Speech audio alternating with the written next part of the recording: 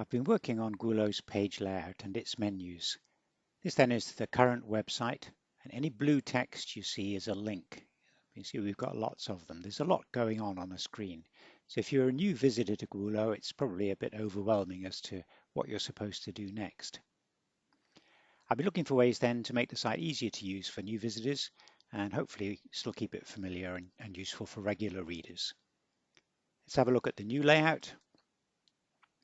It's a simpler screen and a lot less of the blue text. So I'm hoping that if you're a first-time visitor to Gwulo, you're kind of drawn over to here. These are some popular pages of Gwulo, and it's going to draw you in to explore the site. Looking back to the current site, another change is the font that we're using. So if we look here, you can see the font, first of all, is larger. And there's a trade-off there. The downside is we can't fit as much text on the page. So I've also changed the font. This is Google's Merriweather font. It's a little bit narrower, so it helps us get a little bit more text back onto the page again. And it's designed to be easy to read on screens. Something else on the old page, we had this menu across the top here. These were some of our links. And you'll see that's gone from site here, maybe out of sight, but it's still easily accessible. I found that there were really only two links that I used very frequently. One was the home and one was the what's new. So they get their own buttons up here in the header, and everything else you need is available on a click out menu here. If you're a new visitor and you missed that, when you get to the bottom of every page, they're also available in an expanded footer at the bottom of the page here. Now, if you're a regular visitor to Gwulo, you already know these popular pages. This isn't much use for you. So if you've logged into the site, this is how it will look, and then the directory will change to be something more useful. So these are the links to the collections of pages and also links to add new. So we can go and see the map of places, for example.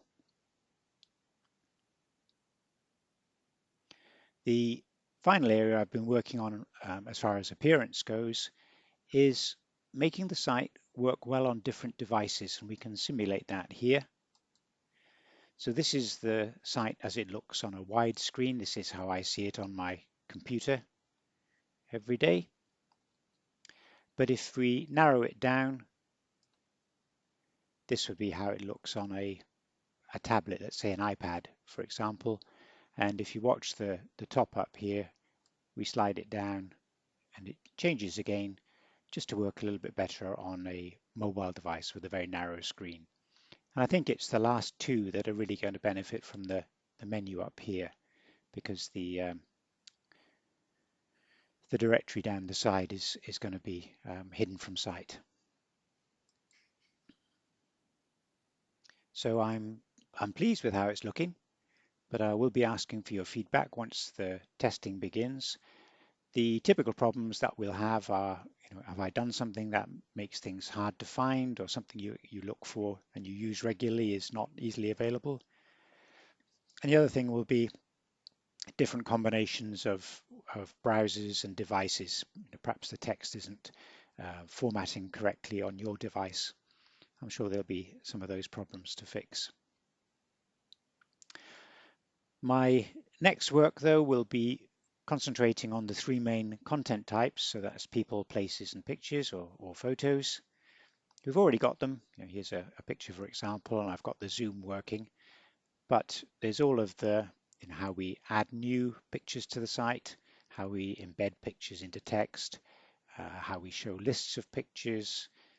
Things like a place should have a list of photos that show that place. Also, all the sort of the surrounding little features that we're used to, getting all that working again.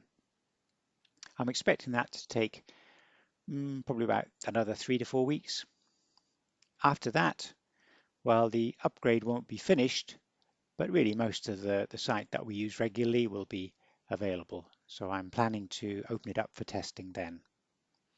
So again, I'm hoping to start testing in about 3 to 4 weeks, and I'll keep you updated of progress via the newsletter.